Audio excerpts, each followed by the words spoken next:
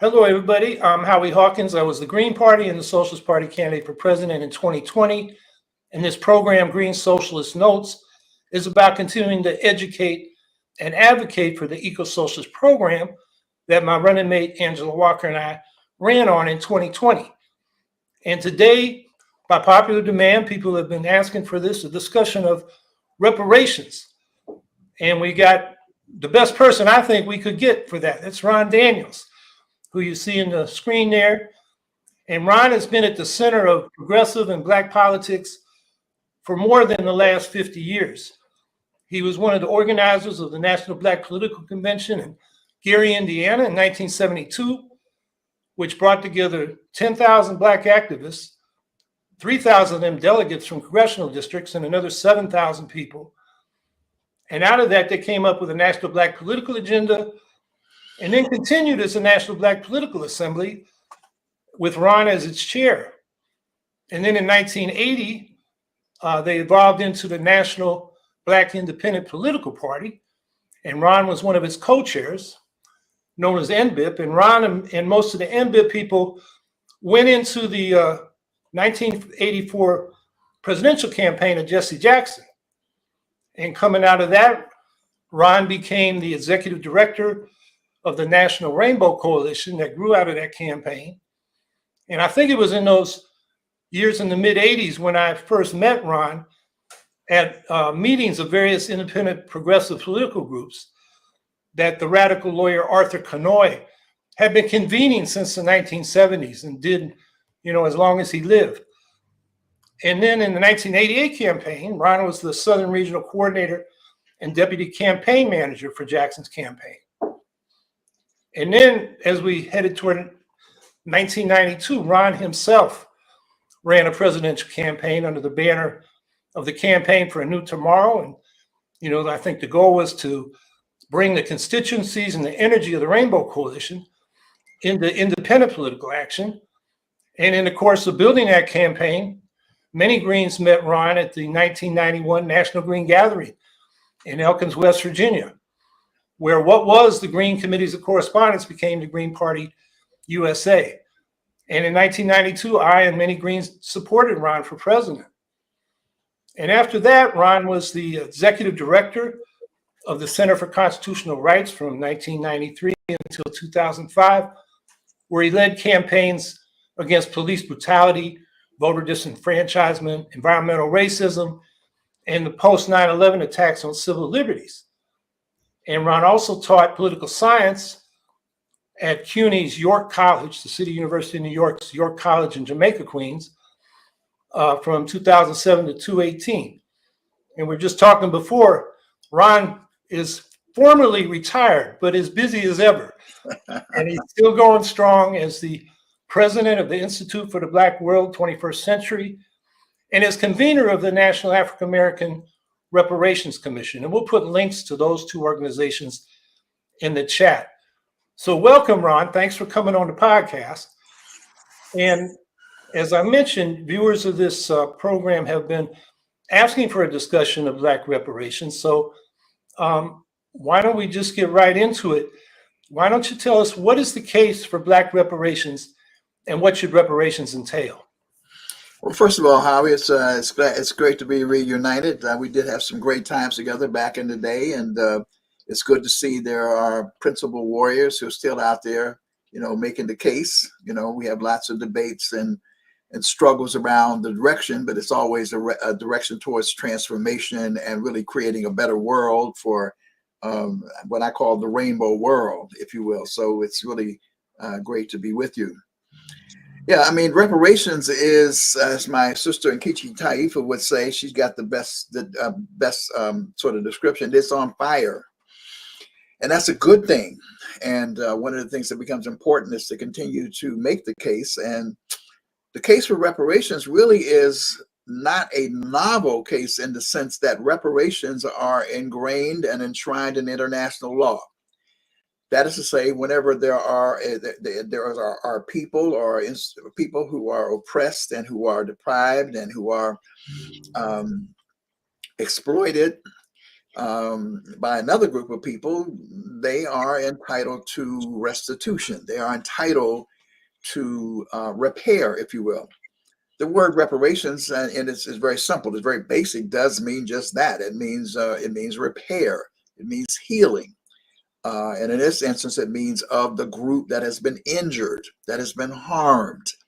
In some ways, the case that people are most familiar with is, of course, the Holocaust that occurred in Nazi Germany. The systematic, mechanical, genocidal destruction of 6 million Jews, another 6 million that don't get talked about for some reason. The total is about 12 million people. And of course, after the war was concluded, people gathered, the world gathered, and in fact imposed reparations. That is to say, a system of repair on Germany, and some of those payments are still being made to this very day. There are other examples that we can point to in Canada. Some of the indigenous people have gotten some level of repair, not as much as many of us believe should be the case, but the Aleuts and the Eskimos and others, these native nations, have received some reparations for the dispossession of native land. So again, in a basic sense, reparations is about repair. There is a kind of process that's involved. We need people to first and foremost to acknowledge. Part of it is the acknowledgement of the injury. Secondly, then there is an apology, and then we get into the difficult part, because very often people are willing to go through the first two steps of acknowledging and providing an apology, though sometimes the apology becomes difficult as well. But then you get into the issue of restitution and compensation.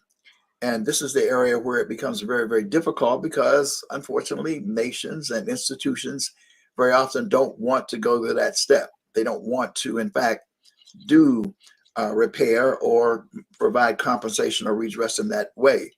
It's important to state here that in a basic fundamental way, that the principle of restorative justice applies.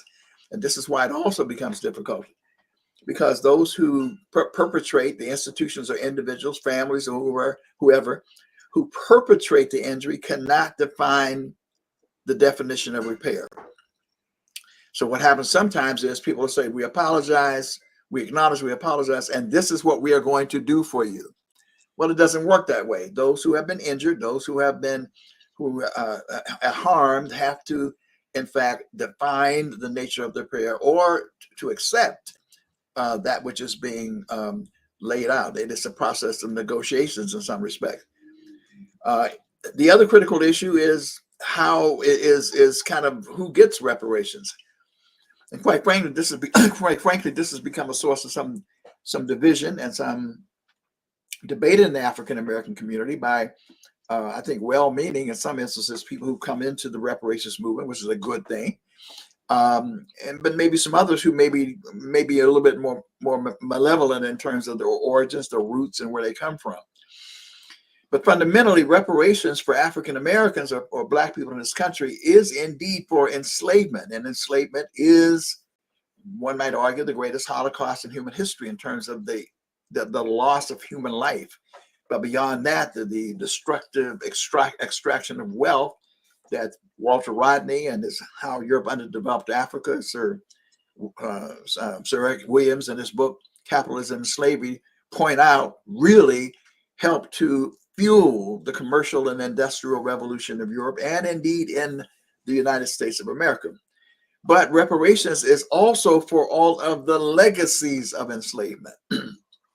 For example, there's a book out. There's a book called Black Labor, White Wealth. Dr. Claude Anderson points out traces, for example, the Homestead Act.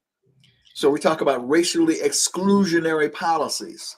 When the West, as I used to be taught in U.S. history, this was kind of the safety valve. When things got tough and rough on the East Coast, and there was the colonies moving west was kind of like the safety valve.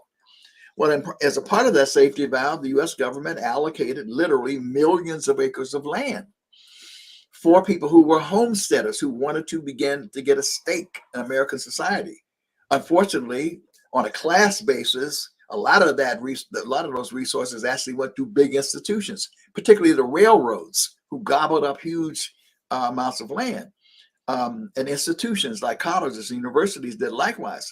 But there are also literally hundreds of thousands of individuals who were able to get a stake through the Homestead Act. Well, Black people were excluded from that. And we can go on and on and on in terms of the Federal Housing Administration that, quote unquote, built the suburbs really after the Second World War. You know, I mean, white families were able to benefit from that and pursue the American dream, the idea of a house and a one-car garage or two-car garage, however you want to define it. And in some ways, also in a very egregious way, the GI Bill, you know, where white veterans were able to get a stake by way of and get an education and benefits. And if you look at someone like Medgar Evers, who was the field secretary for the NAACP in the South, he was a veteran, and there were many people like that. He fought in the Second World War, and yet he could not get the GI Bill. But it goes even deeper than that. We go to such things as urban renewal, which we call the Negro removal program of the 20th century. Redlining, in which systematically you had situations where there was disinvestment in Black neighborhoods for the purposes of taking those neighborhoods up and devaluing them in a very predatory way. And now in the modern era, gentrification. And I guess finally, and there are many, many, many other areas, certainly the whole area of the war on drugs. You know, and the book, Michelle Alexander, probably one of the greatest books written on this matter, The New Jim Crow, establishing how this racially exclusionary policy really was very destructive. It has been destructive, you know, to Black communities. So the sum of it is, it becomes very important to establish that reparations is indeed for enslavement, but it is also for all of its legacies. And in that regard, someone may or may not have been an actual descendant of an enslaved family or person to have been victimized by racially exclusionary policies. And I cite, for example, Abner Louima, who was sodomized and brutalized by the U.S. police, and Amadou Diallo. And you can go on and on and on and on. So that in that regard, those who have migrated to this country and how they got here and whatever, it also becomes a source of difficulty in terms of tracing. But we really don't need to get into all of that at one level because, you know, at least people like myself are progressive Pan-Africanists. And so therefore, we're looking at how we include and how we incorporate all of the Black family into the prospects of repair. So we're not about to deny the sons and daughters of Shirley Chisholm and Malcolm X and Harry Belafonte reparations on the basis of some nativist definition of they should not get because they are not so-called American descendants of slavery. So talk about H.R. 40, which is entitled The Commission to Study and Develop Reparation Proposals for African Americans Act, which is about how we decide what reparations should be and then implement it. Yeah, before I do that, Howard, let me just quickly drop a couple of other things quickly, because what we've done in NARC, and I'm glad you put it into the chat, one of the things that we did, and NARC is an assembly, it is a collaborative assembly of advocates, reparations advocates, scholars, organizers, faith leaders, labor leaders, civil rights, human rights leaders, who we really pull together to be an authoritative voice to provide guidance in a very positive way, not in a narrow, restrictive, sectarian way, but to provide guidance. And so we developed a 10-point program, and that 10-point program is reflective of how we see reparations unfolding. And the reason why I say that is because one of the questions that I should have addressed is the questions in what forms, because there's a big debate about cash payments and giving my check and whatever. And, you know, Martin Luther King talked about that. He said, we're on my way to Washington to get our check. But he was doing that more symbolically than substantively. However, we do not rule out what we call individual payments to individuals around harms that are being created. For example, if you look at Tulsa, Oklahoma, it is an abomination, really. You've got maybe 3 survivors left, over 100 years old, some 107, 110 years old, who have never, ever received compensation. They are entitled to compensation because they were directly injured, and they can demonstrate same.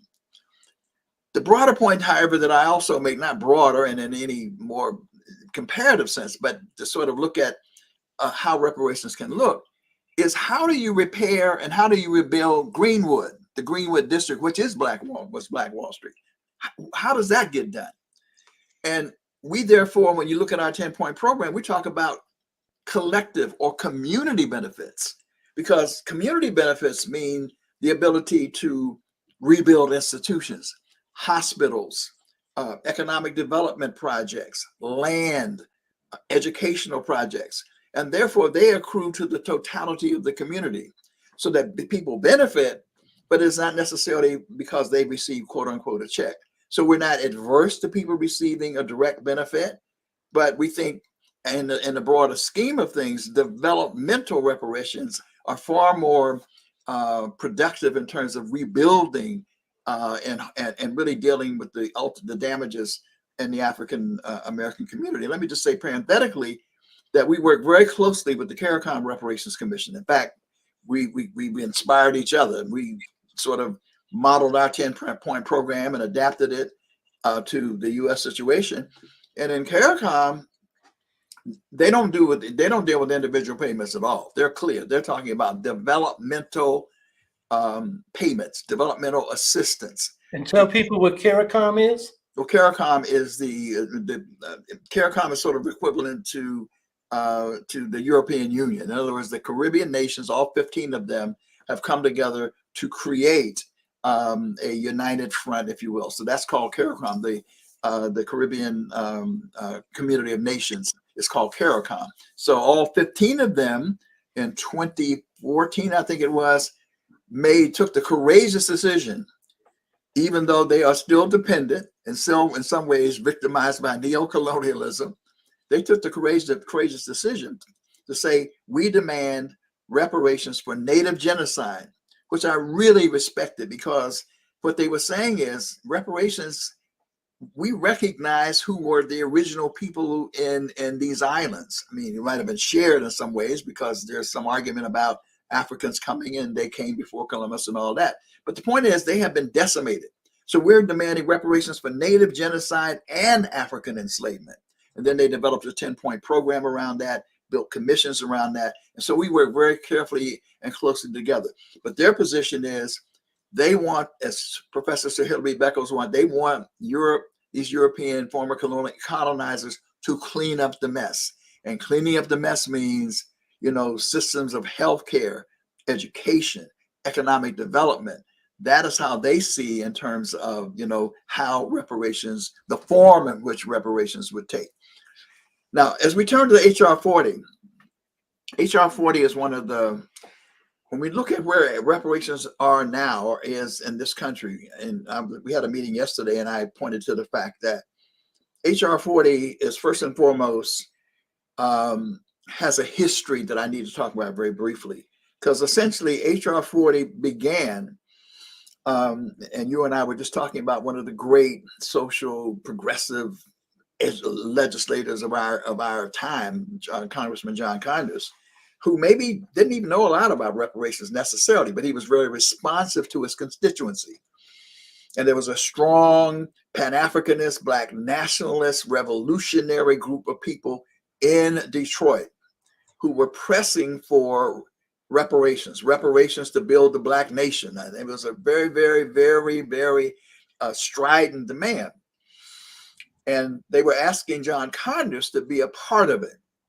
And eventually, John Conyers agreed to do so. And he did so in part because he also saw what happened with the Japanese. Because in 1988, the Congress of the United States passed something called the Civil Liberties Act of 1988. And that act was to, in fact, pay reparations to those victims and descendants of the Japanese who were incarcerated in concentration camps and during World War II. I mean, a incredibly terrible chapter in American history. Well, they won, and in so doing, as they looked at it, they said, well, if the Japanese were able to do it, that became an inspiration potentially for African Americans as well.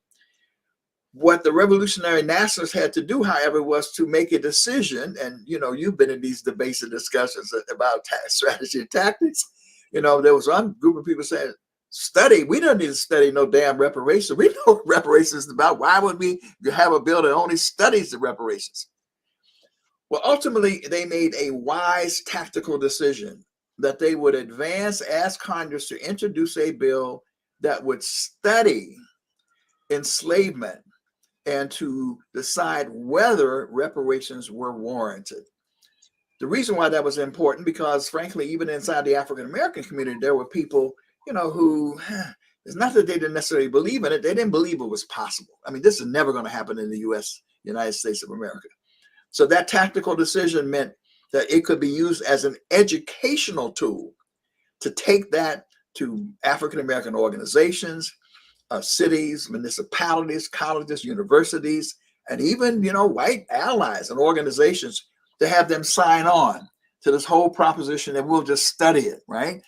And so Congressman Conyers, without fail, from 1989 until he passed the torch to Congresswoman Sheila Jackson Lee, introduced H.R. 40, which is, of course, is symbolic of and is reflective of 40 acres and a mule, the reparations that in fact were promised by Sherman in his field order, and in fact passed the Congress of the United States, but was vetoed by President Andrew Johnson. A lot of people don't know that history and don't know, in fact, that what Congress did do, they paid the slave masters for they gave them compensation, both in that broader sense, but also in Washington, D.C. But anyway, so H.R. 40 was used as an organizing tool up until about 2015, 2016. And we and NARC, along with NCOBRA and the Movement for Black Lives, went to Congressman Conyers and said, enough is enough. We think we moved beyond the study phase. Let's now talk about a remedy bill. And Congressman Conyers agreed to shift from a study to a remedy bill. And that bill then became the bill to study and develop reparations proposals for African Americans. In other words, no longer a study bill. Well, that bill, the previous bill, really never had more than about 50 or so sponsors. It's not a small number, but it never had a huge number of sponsors. Well, we were able to, because of a number of different circumstances that took place, we were able to work hard and organize not only with African Americans. All of a sudden, into the picture enters the American Civil Liberties Union, the Center for American Progress, any number of organizations that were allied organizations joined the fray.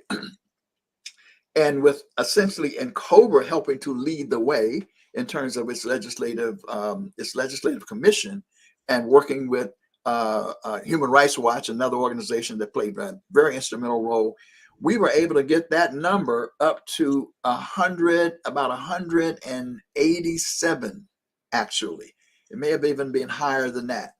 So from less than 50 to over 187 or more, and one vote shy of actual passage in the House of Representatives, with those votes on the side who said, I'm not going to be a co-sponsor, but if it hits the floor, I'll vote for it.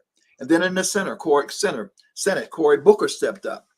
And Cory Booker stepped up and introduced S40. Now, and about the bill there got about 25, or no, almost 40, really, about 40 sponsors in the Senate. So that was tremendous progress that was made in terms of the tremendous organizing that was taking place. And I have to say that Congresswoman Sheila Jackson Lee, God rest her soul in the ancestor realm, she was an indefatigable, visionary, incredible champion. I mean, she worked and worked and worked unlike anyone else we had ever worked with and to push this bill forward. So HR 40 now, however, is stalled because if people understand the dynamics of these antiquated institutions, we could have gotten it passed through the House of Representatives. And by the way, there were some historic things that had never happened before. There was the Juneteenth hearing that took place. There was a markup, all of that. I mean, these are all victories, but it would have been a moral victory.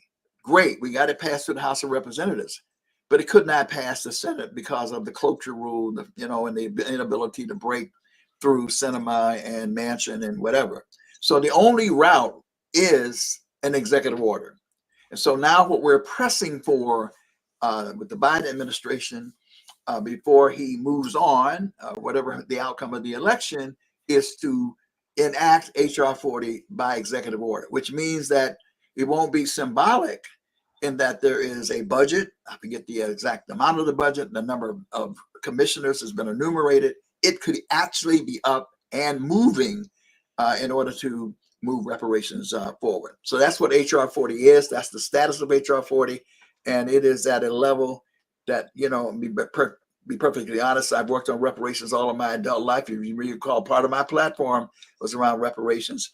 I didn't just talk about reparations in the Black community and not talk about it when I was in the White. I talked about reparations across the board. Wherever I went, I talked about reparations. And I found some receptivity with organizations like the Greens and the Peace and Freedom Party and others, who were amenable to it. We're not sort of seduced by the idea that if we do this, we're going to frighten away the workers and other people on the class basis and whatnot. So it was a very interesting campaign in that regard. So anyway, HR 40 is at the precipice of being enacted. And let me just say also, California, Pat had introduced the commission, and that was introduced and passed with bipartisan support. Evanston, Illinois is the place that actually is dispensing reparations. I'm honored and delighted that it was NARC that actually certified Evanston with the courageous leadership of Robin Ruth Simmons as a flexible, replicable model that can be introduced around the country. There are now more than 100 cities that are engaged in some form of reparatory justice initiative. And of course, New York State, I'm on the New York State Commission. Governor Hochul, signed a bill there. We're going to be working through there. New Jersey may be next, Maryland. So it is really, really, really moving forward in a very, very, very dramatic way. So say more about the relationship between these initiatives, local, state, going after corporations for reparations, and getting a federal program of reparations. Well, let me also say that the other thing that's happening is that there are some really strong efforts being made with corporations, but particularly with colleges and universities. A lot is going on with colleges and universities because, and by the way, I mean, from a lot of people may not see the more profound and even radical implications for reparations. Because that's why it's also important not just to reduce it to a check. Because quite frankly, what the push on, as we see it, frankly, in terms of the kind of programmatic pieces that we're talking about, is how do we prevent the replication of the kind of system and the kind of absence of values, or however you want to put it, that allowed for the dispossession of Native people and the enslavement of Africans in the first place, and the perpetuation of these kind of policies. So in that regard, all of this is quite good. And so what's happening at the state level is very positive, because what it's doing is it is fleshing out. I mean, who would have thought that you'd look at California and see the degree to which there was not enslavement in California, which is ironic that you kind of had the 80s people there fighting for a lineage in a state where really, I mean, you were limiting that which was possible. But certainly the redlining and other forms, the taking of property, there are other kinds of forms that you saw developing there. You're looking at a state like New York to find out that there was more enslavement in the North than I mean, it's mind blowing how many they were actual enslavement slaves who helped build Wall Street. And you'll find other states similar, New Jersey. So this is all an educational process, which Black people are learning from, but also white people are learning from, and Latinos and Asians and others are learning from. So there's no contradiction between local reparations, state reparations, and federal reparations. In fact, what is happening is, to the degree that we have cities that are putting structures in place, and states that are putting structures in place, it's providing limited reparations. The real deal is, it is only the federal government that has the resources in the trillions of dollars that will be required to ultimately provide the kind of repair that we're talking about. So the successful negotiation around H.R. 40 will mean that states can benefit, because resources can therefore be allocated to states, and they can be allocated to cities, and an infrastructure will already be in place in order to deal with how to allocate these resources. So that's how some people are saying Evanston is not reparations because it's too small. Has nothing to do with the size of it. We wish it was more, but it is reparations. Some people say, well, if we do state reparations, it will detract from the national. No, on the contrary, the state and local stuff is helping to build the pressure for the national reparations. So it's all synergistically entwined in a very positive and constructive way. You mentioned Sherman's order and COBRA, which people should know what that stands for. Can you say a little bit more about, the history of reparations, going back to right after the Civil War, and then, the modern movement, maybe since James Forman's Black Manifesto, and then in COBRA, and then the National African American Reparations Commission? Yeah, it's and that's why when we were talking yesterday with some folk, I mean, I invoked the notion of Ujima, collective work and responsibility, because the reparation movement, like lots of movements for social change across the history of this country, has its ebbs and its flows, but almost always that ebb and flow has been forward. But there are lulls. There are periods in which it's almost like you don't think much is happening, but we have moved forward. So even before Sherman issued his field order, there are instances, at least in one instance, which I can't cite the particulars of it, but there was an instance in New England where a formerly enslaved person actually cited their slave master and demanded reparations. And what that suggests is that this notion was a part of the consciousness of the enslaved Africans, knowing that they would do compensation for the brutal and ruthless extraction of their labor. And then, Sherman issued a field order because he correctly understood, really, quite frankly, how are you going to emancipate people and they don't have a stake in the society? He also was interested in snatching the land away from the former and Confederates as a way of punishing them and penalizing them for maintaining this peculiar, this so-called peculiar institution. Now, ultimately, as we said before, even though in the so-called radical Reconstruction between 1866 and 1876, it was passed. It was passed before 1866, actually. But President Andrew Johnson vetoed it. And so therefore, it was never implemented. And that's one of the great ironies, really, and tragedies of the Reconstruction era, is that Black people exercised more political power at that time than any other time than the present. But we did not have what was called social power. We had no undergirding in terms of an economic and social floor in order to move forward. Then you had Callie House, who was a courageous African woman who organized literally thousands of people in a reparations initiative to demand benefits. And it's interesting because she was eventually, her initiative was derailed on the same basis that Marcus Garvey's movement was derailed, and being accused of of misrepresentation in terms of mail and mail fraud and those kind of things. But the name Callie House is always a name that we call out as someone, who was way ahead of the game in terms of projecting the necessity for reparations.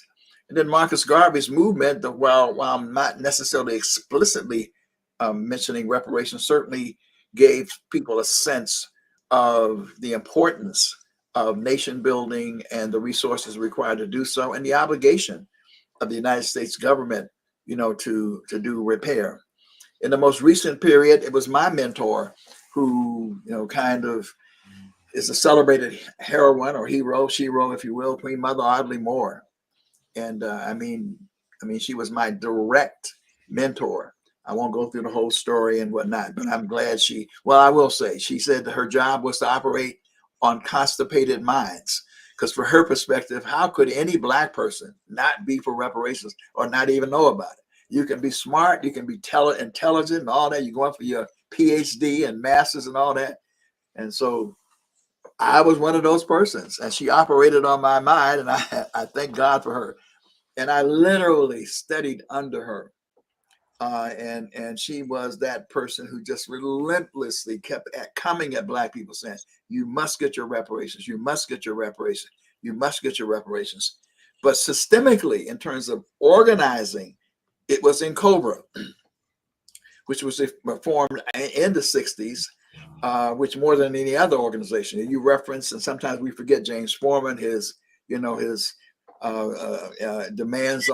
at Riverside Church, and there were other kinds of efforts of that kind that should not be forgotten. But in terms of sort of a systemic organizing effort, it was really a united front. And COBRA is the National Coalition for Reparations for Blacks in America. So it was a coalitional effort. I was not a founder of NCOBRA, but I was a lifetime member. And we used to always, all the different organizations come together collectively to fight for reparations. So it is our legacy organizations that pushed it ahead for years and years and years and years. It was in the forefront. But, organizations they sometimes have internal contradictions. That was not the case necessarily with NCOBRA, but its leadership, some of the leaders passed away. And quite frankly, to be honest about it, the election of President Obama was a negative when it came down to reparations, because somebody said, I think somebody said President Obama was our reparation. And then people were kind of reluctant to raise certain questions while Obama was president and whatever. But just to give you a quick glimpse, there were people like Bill Owens, for example, a Massachusetts legislator who called for the state of Massachusetts to step forward. That created a stir. Randall Robinson, his book, The Debt, played an incredibly powerful role. And I can remember going, to book signings around the country. Hundreds of people would be gathered to hear Randall Robinson make the case for reparations. And then almost in the same vein, there comes this young, brilliant guy, and I am so proud of this young man. I just saw him again and told Marianne, we watched him on Velshi on MSNBC, Ta-Nehisi Coates, and his piece, The Case for Reparations in the Atlantic. Incredible charge, reaching people that many of us had never reached before. A whole new generation of people looking at what reparations meant. And by the way, that was not about enslavement in Chicago.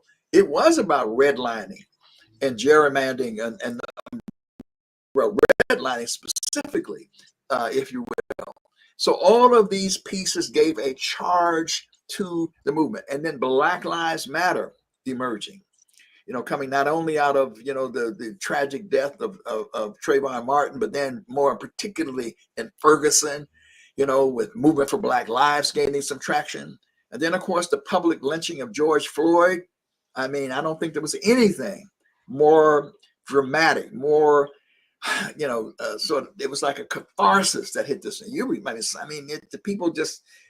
Signs were in white neighborhoods damn near everywhere. Black Lives Matter, that gave another boost to this entire movement.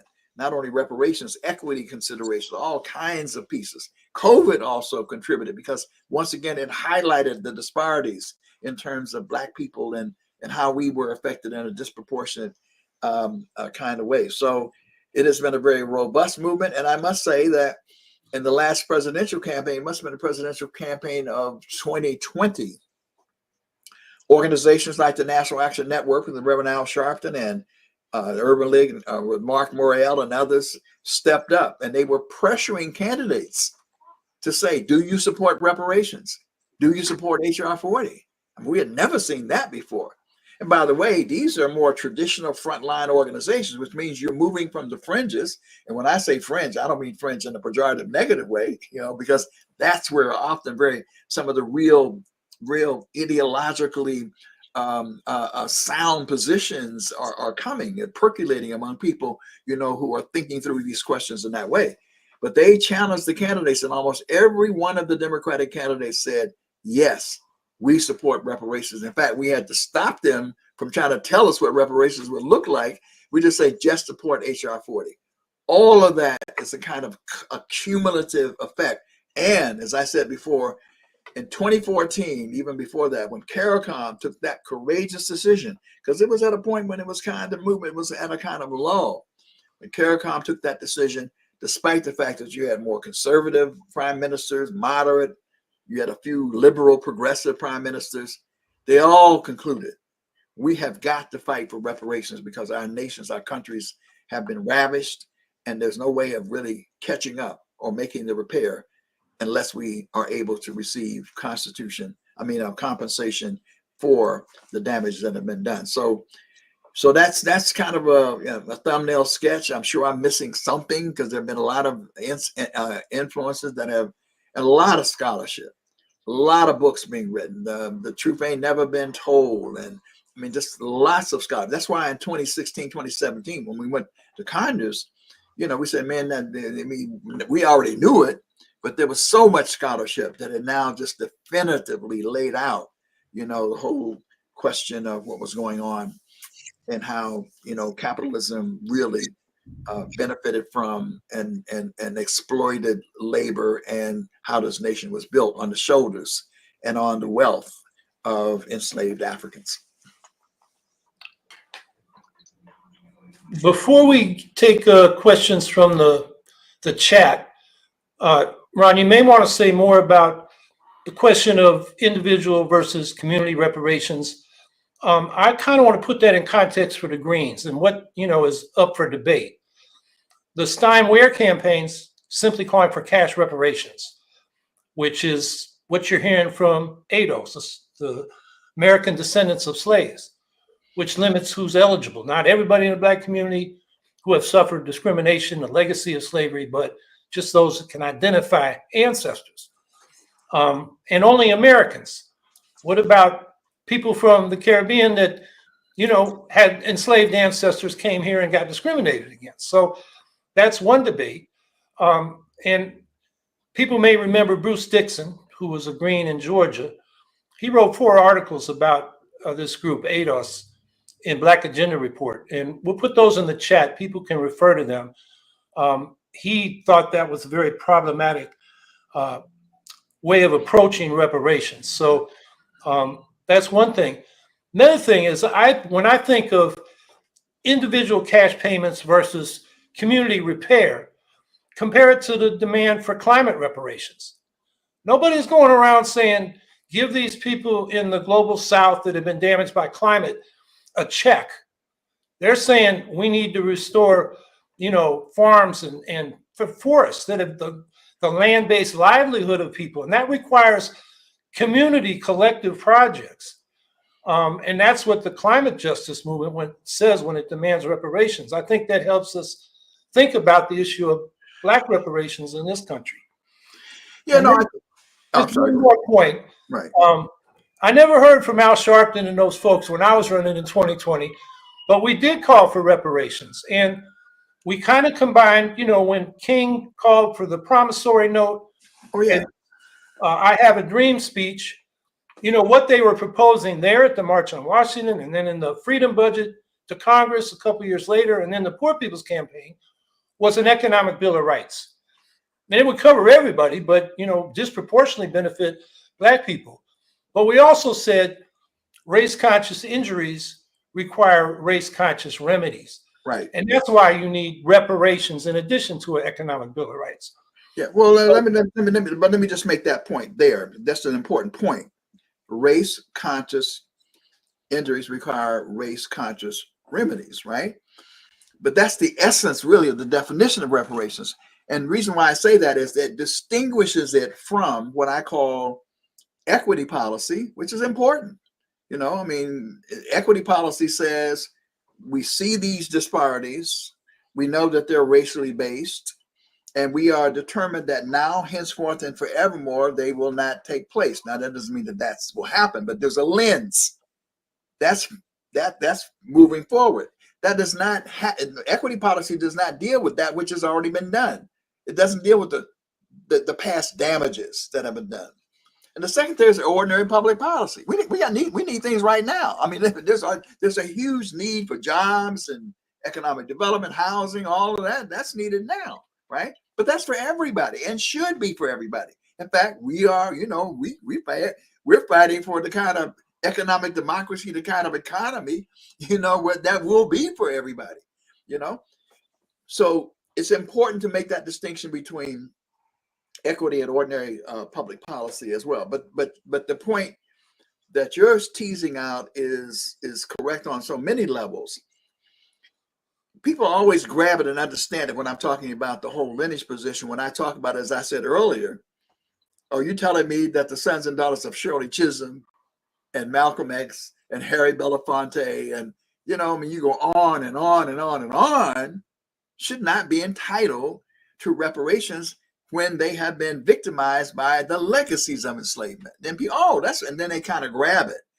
And let's be honest about it. I mean, our community is like any other community. It's not only the question that we're diverse, we have contradictions in our community. We've had some contradictions around homophobia that we're working through. Certainly when the AIDS epidemic broke out, I mean, it took a lot to deal with this, and it still has not been completely dealt with in terms of our community. And so, and then you have, we have some, we're seduced sometimes by the whole black jobs, kind of argument. They're coming to take our jobs, piece.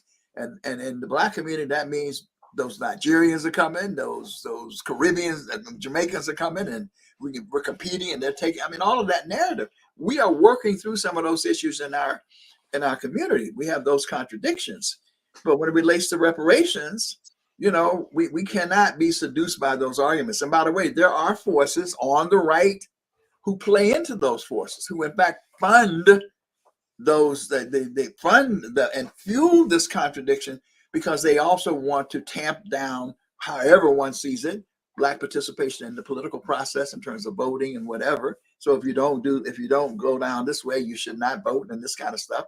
So all of those things are at play. But that's why we in NARC advocate what we call comprehensive reparations, because comprehensive reparations is not only for enslavement, it is for enslavement, but it's for all the legacies.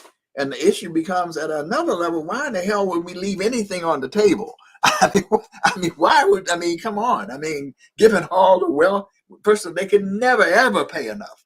But why would we restrict it to just, okay, well, another argument has to be made. The argument is, but we got to see what passes legal muster. I mean, it'll never pass. The jurisprudence is now, and they're right, the jurisprudence is now anti-racial remedy. It's been ruled unconstitutional.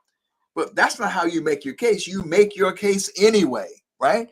And then you forge the arguments that will overcome, both in terms of the inside political strategies, but also the movements that are developed. 1896, Plessy versus Ferguson is the law of the land. 1954, separate but equal is ruled unconstitutional. That's not because there's some rigid plutonic level of jurisprudence. It's because things change, social movements developed, and whatever. And by the way, one of the things I've been saying, Howie, and I'm trying to, when I can free myself up out of all the work I'm doing to get back to it, I've been pushing people to read Arthur Conoy, man. Arthur Conoy is one of the most radical but brilliant constitutional lawyers this country's ever produced. And he did a piece called The Constitutional Right of Negro Freedom. I'm going to say it again, the constitutional right of Negro freedom. And what he argued in there clearly is that the 13th, 14th, and 15th Amendments and the Reconstruction legislation were specifically targeted to and dedicated to the full eradication and emancipation of all the badges and conditions of enslavement for African people, for Black people. So what's happening is there's been an effort to turn it on its head. But what's happening is this young Latanji Jackson Brown has been picking up on that and raising again. And that's why and that's what I loved about CCR. I mean, we would figure out these creative legal theories and push them, right? And who knows, as elections change, and a lot of us debate about this whole thing. I have a theory about, what we need to do in that regard. But when elections change, there's no reason why the jurisprudence will not also change. But you got to make the case. We cannot say to ourselves, well, we shouldn't put for maximum reparations because racial reparations won't pass. Well, we're saying no, racial reparations is based on harm. Harm is the basis. Injury is the basis. But let's not be fooled. They will interpret injury and harm as racial. It's not like they can't see that. So, but we're having that debate. But I'm saying to our lawyers and whatever, that you push the envelope, you push that which you know to be right in terms of the remedy.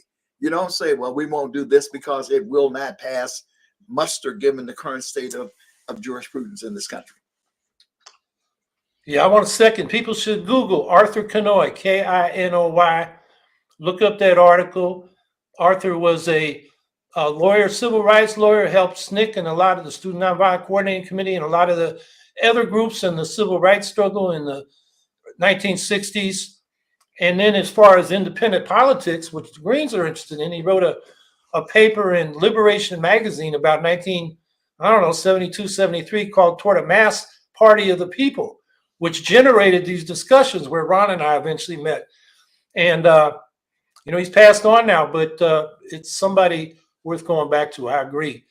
So why don't we got a few questions in the chat. Let's try to get to them. And Chris will pull them up. Z Manny, I would think reparations could not be a fixed sum since the damage from slavery is not in the past, but ongoing. And even slavery itself is continuing now in prison labor and in other forms. So more a comment than a question. You got a comment? I would agree with that. I mean, I think that's the position I'm taking. And by the way, the other thing I would say is that in a general sense, because we characterized it early in a way that I wanted to break out of, just in the sense of saying, the point is, if every Black person in this country received a check, it doesn't really deal with the rebuilding of our communities. That's the point that we have to make, right? And in fact, one of the things that we talk about in the 10-point program is, even though Native people have not received the level of repair that they should, and we should always remember that. That's why I appreciated so much what CARICOM did and putting Native genocide first, reminding people of that. And in many of our ceremonies and programs, we open up, but with that acknowledgement, right? That we're all here by the brutal dispossession of Native people. But over many, many years, and this is one of the most tragic stories in American history, eventually many indigenous people got some, what I call quasi-independence over, or quasi-sovereignty over land, right? And so they have tracts of land in which they have 80%, 90% control. They can create hospitals, institutions. Some people have turned to gaming as one way of dealing with it, whatever, but they have that right.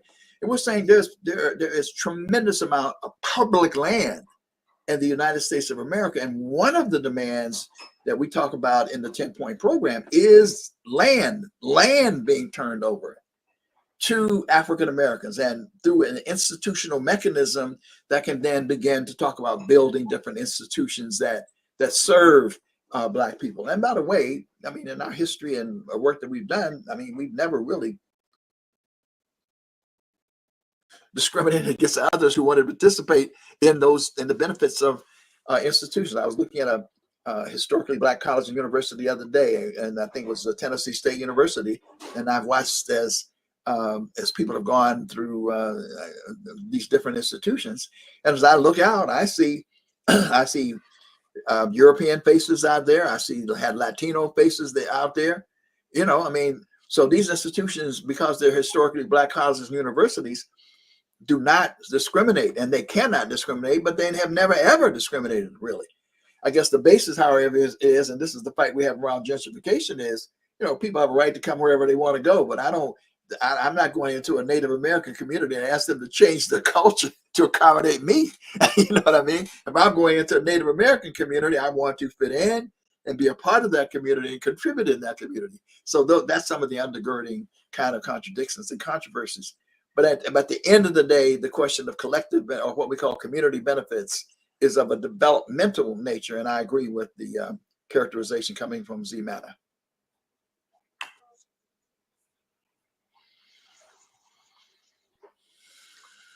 Andujar Payne. Any development projects will go to Anglo colonizer class who would get paid to build this infrastructure. Well, I mean, that's a part of the, I mean, no, we wouldn't do that. No. We're not, you know, I mean, we have thought about these issues for years and years and years. So we're not going to create a structure where there are benefits and then we say we got rid of them. We have an abundance of engineers. We have an abundance of everything we need in the Black community to redevelop the Black community. In fact, I often say that, you know, Marcus Garvey, for whatever, he was the greatest mass organizer that we've had some contradictions, but his fundamental basis was developmental. And it was not a whole thing about all going back to Africa and that kind of stuff. He was trying to build a Black nation. He did not have, however, the infrastructure of skills and in order to do that. That's not true now. We have everything we need in any field you can name. There are Black people who can be engaged not only in this country, but the Caribbean and Africa to come to do the work that needs to be done. In fact, we have to resist our people going outside out of a sense of internalized oppression, feeling that the white man's ice is always colder. We still have to deal with that issue in turn, but the skills are there. So we're not, that's the least of our concerns, is the Anglo colonizers coming in to redevelop and therefore siphon off the benefits, you know, that come into our community and ultimately going right back to the infrastructure that is oppressing us in the first place. You know, you could also say that individual cash payments are going into racial capitalism with all the exploitation, discrimination, and fraud that have been robbing Black people. So without broader institutional change, you know, you're not getting the change we need. So is there another question? Z-Money again. I can't understand an organization like this endorsing a corporate candidate whose party is inherently hostile to what they're asking and who would roll back such reforms even if forced to provide them. I'm not sure what organization he's referring to. So I don't know, you know. Well, I mean, I think I get the general gist of the question. And so if we look at, I mean, Dr. Maulana Karenga has a statement, and, you know, that I think is apropos, and people can agree or disagree. You know, he said, we are realistic, but as for reality, we have come to change it. And so when I talk about how we have advanced the struggle, it's not some mythical struggle absent realities in the real world and real world battles and struggles and choices and decisions that you have to make. Now, people can disagree with each other about how those decisions are made or what decisions are made. But the decision is, in order to get reparations in the United States of America, we have been fighting for and going through the existing political institutions. And from that means there are existing political parties that have advanced these causes, and then political parties who unfortunately are dominant in a way that when I campaigned and others that we want to break up, frankly, meaning the idea of all these requirements. And we were talking about this the other day, the fact that the rolls are purged every 4 years, all of this nonsense. I mean, people try to make voting in this country very, very, very, very difficult. So yeah, we have moved through and have worked through the Republican Party where it has been amenable and it's largely not been amenable. We've been working through the Democratic Party to advance reparations, but we've been advancing it through those persons who represent the most progressive wing of the Democratic Party. That's the Dellums of the world. That's the Shirley Chisholms of the world, where they're around. That's the Sheila Jackson Lees and Barbara Lees and so forth have been advancing this cause. I don't have any apologies for that. And once the commission is established, we also understand that it's not over. It would be a horrible mistake to then say, "Oh well, the commission." No. We have to continue to be organizing to fight for the kind of proposals that come out of this commission that will be genuinely reparative, and indeed ultimately are not the kind of proposals that will be repetitive in terms of will make gains towards the ultimate objective of building a new society, a new kind of society. And in that regard, that was exactly what I campaigned on in 1992. I campaigned on what I called a new covenant for a new society. And I dealt with all of the historical grievances and repair that had to be done, not only for Black people. I cited what happened in 1848 in terms of the dispossession of the way this country stole land and took land away from people of Latino descent or from Mexicans indeed. And I talked about even the exploitation of Chinese labor and Asian labor, and indeed raised the fundamental question of working class people in the society. In fact, one of the great tragedies of American society has been and continues to be this day the degree to which racism has been used and continues to be used as a wedge for divide and exploit. In fact, I wrote a piece just the other day underneath really this Make America Great Again movement, quite frankly, and a lot of the kind of stuff that is going on is racism. It's white supremacy. It's just that now the orange man, aka Agent Orange, has made it okay to come out openly and tell his folks to stand down and stand by, because we're prepared to go to war if necessary. So that's my view, and we can debate it. People may have a different perspective, but I stand on what I stand on, and whatever. So it will be Biden. We are pushing to sign the executive order. I don't know who else would do it. Yeah, I just want to say as Green, to some of the Greens, who at this point, they're so mad at the Democratic Party for suppressing ballot access and supporting this mass murder in Gaza and elsewhere in the Middle East, that, and it was said at one of the Stein rallies, their goal in Michigan is to defeat Harris. And I think that doesn't recognize that Trump is, representing a virulent, violent racism, and the consequences of him are going to be much worse than Harris. Now, I voted for Stein, but I also, and for example, I put this in the chat in the past, my response to AOC and her rant against Jill Stein was, well, first of all, she was wrong. She campaigned for Greens in 2017. So it's not like we weren't running local candidates, which was one of her points. The other thing I said is, on the progressive spectrum, whether in this election you're voting for Stein or for Harris, though the people who are making that decision are not your worst enemies. And you shouldn't save your, biggest, salvos for your closest allies, because as Ron was pointing out on the reparations question, if we're going to push that forward, we got to work with the progressive Democrats. And so, my point at the end of that AOC thing was, the door is open as far as I'm concerned from the Greens to working with AOC on whatever, these progressive policies we're advocating. So I don't think we should be burning bridges to the progressives. We should be saying, in this election, okay, we disagree on the tactic of a vote this time, but we agree on things like reparations, jobs for all, Medicare for all, and the other things. So I think we don't want to burn our bridges to progressives who, a lot of whom are thinking right now, they are really angry about Gaza, but they're really scared about Trump. And so they hesitate to vote for the Greens.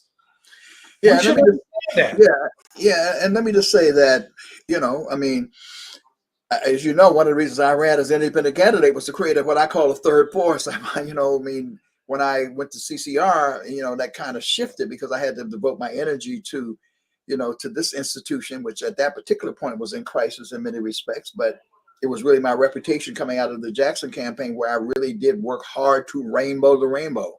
I mean, I was not playing. It was not some pie in the sky idea. I was trying to figure out how to create a system where all the parties could equitably be included and whatever.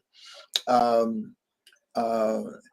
there are certain things that I often say is, I mean, there's systemic changes, and the Jackson campaign advocate for some of these have come into place, but we do need, and some people are now saying they don't like it and whatever, but we do need what we used to call instant runoff voting, or what's called rank voting, because it does create a scenario where people don't have to make this choice. I mean, so I never have really, sort of said, well, so-and-so shouldn't have run or whatever. I have a conviction about what I think is important. But on the other hand, we have a problem structurally in the system that does not allow people to vote for who they really want to vote for, and then say, okay, well, if I don't get that, I can go here and here. So it doesn't allow you to be what I call a pragmatic progressive in that sense. I'm a pragmatic progressive, right, by the way, and I don't use that as a dirty word. I think other people are more ideological, and that's fine, and I like that, because in the ideological sense, I always want something at my feet that is clarifying what we should be working for. The question always is, in the middle of a contradiction, how do you move forward? How do you make the steps that you need to take? And I can say in this particular situation, I don't think things will ever quite be the same. I mean, I must say, the people who came forward and are still out there on the front lines, they're helping to, frankly, liberate American politics from the American and from AIPAC, because AIPAC has had almost like this death grip on American policy, in terms of what you could say and what you couldn't, who you could support and who you couldn't support. It's terrible, and there's no question about it. It's an abomination which is happening. I get sick when I see it happening over and over and over and over again. And and so we got to stay together and keep pushing to fundamentally transform U.S. policy, because at the end of the day, I hear all these debates about, I mean, if the Palestinians don't have a homeland, if they don't have an address, and we fought for this in the Jackson campaign. I mean, I see Jim Zogby and people like these are people we stood stand. Reverend Jesse Jackson opened the door in a way. I mean, he put them on the front lines, not apologetically, not hiding, straight up. And we need to keep the coalitions together. And the other thing is, but we got people who are attacking all Jews as if all Jews are responsible. They're not. There are many, many Jews who are coming out who disagree with what's happening in God. There are Jews inside of Israel who disagree. And we need to align with the more progressive forces in that regard to fight for change. And we've had more and more Jewish organizations in this country coming to the forefront than ever before, saying, we do not agree. Not only, I mean, it's to the point, and that's the other thing, by the way, Ta-Nehisi Coates, man, that brother just came out, and he just, he came out, and they're taking him on now, because he's just saying, no, this is Jim Crow, right? And Jimmy Carter, for whatever you want to think of Jimmy Carter, you got to remember it was Jimmy Carter who just turned 100 years old, and now he gets a break because he don't take the same heat that some of us would take. But he took some heat because he said, what's happening in Israel is apartheid. It's just like Southern Africa. People should not forget that. It was Jimmy Carter who said that openly. And that's what is happening in Israel. And it cannot stand. It will not stand. I've been, people don't remember, Howie, you may remember, and I'm certainly in the Black Liberation Movement, there's a movie called The Battle of Algiers. The Battle of Algiers. and it's about the French and their struggle to suppress the liberation movement, the neo-colonial movement in Algiers. And at one point, they thought they had completely liquidated it, that they had completely destroyed it. But at the end of the day, their tactics really created more anti-colonial folk. And it may have taken a period of time, but then you saw the rise and emergence of that anti-colonial forces that ultimately defeated the French. So there's no way in hell you can suppress and really bomb your way out of, kill your way out of the scenario where the Palestinians are not going to have a homeland. It must be. And if it does not become, there will never be peace in the Middle East, and there will never be peace in the whole world. We're all interconnected in this proposition. We cannot escape it.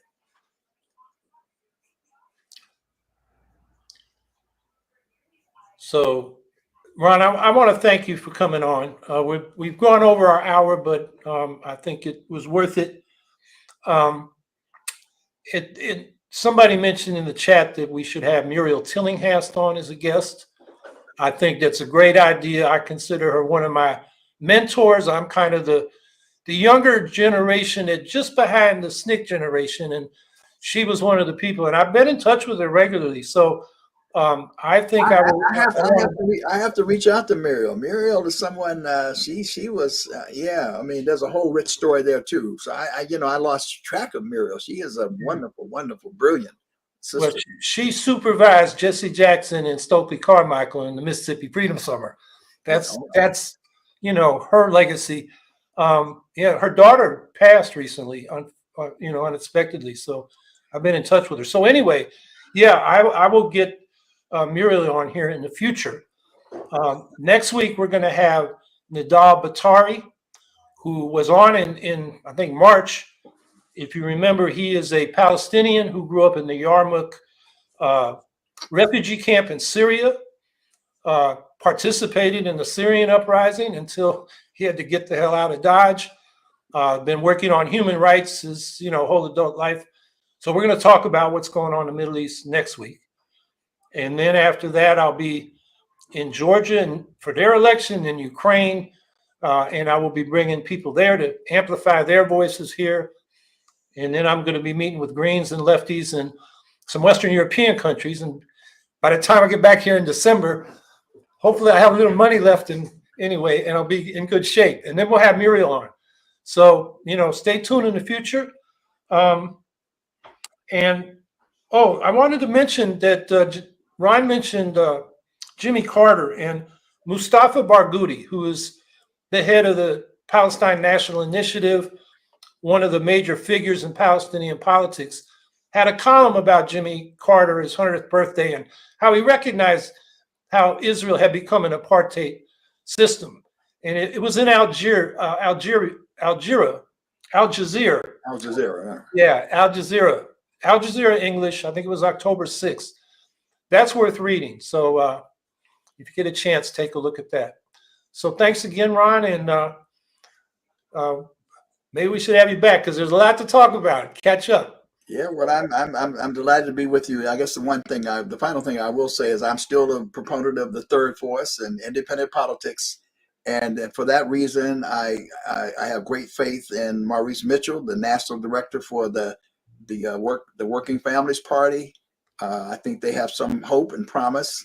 As you recall, back in the day, we had about 3 or 4 different initiatives who were trying to create that independent path, and so now the Working Families Party has brought its fusion proposition and its way of operating onto the scene. So anyway, I have a lot of love for Maurice Mitchell as a young organizer and activist at the Working Families Party. Well, I won't tell you about my experiences with them in New York State, but I know there's been for a future discussion. Right. To be continued. Yes. Thanks again, Ryan. And everybody have a good week, and we'll see you next week.